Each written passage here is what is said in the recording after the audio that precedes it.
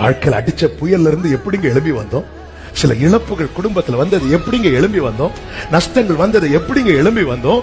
ஒவ்வொரு முறை கர்த்தர் தந்த வார்த்தை அல்லவா, அந்த வார்த்தை கிடைக்காத ஒரு பஞ்ச காலத்தை நம்மால யோசித்து பார்க்க முடியுமா?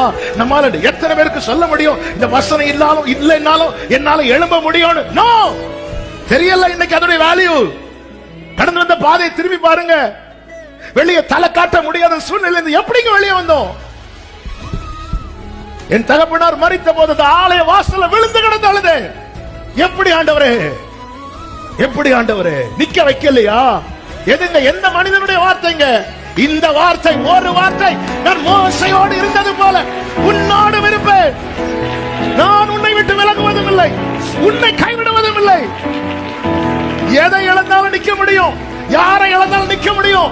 வசனம் இல்லைன்னா ஒரு காலம் எழும்ப முடியாது.